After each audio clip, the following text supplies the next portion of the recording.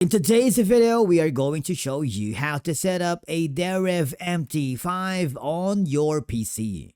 Let's begin. Now, the first thing that you need to do is go to the official website of Deriv, create an account if you haven't already, or logged in using your credentials. Inside the Deriv dashboards, you will see multiple trading accounts. Now, if you want to know how to create an account like an MT5 on Deriv, you need to check that out on our channel. But basically, all I have to do is click that add more accounts.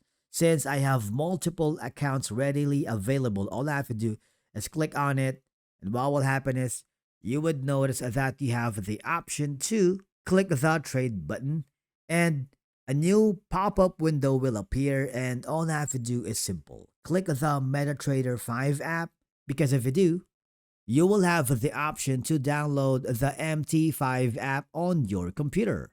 After the download has started, all I have to do now is install the MT5 Deriv setup and click the continue button. You want to make sure that you are not using a VPN or proxy because that could interfere with the connection. Once the installation process has been completed, you just have to log in using your credentials. And if everything is correct, you should now see your account balance, market watch symbols, charts loading in real time.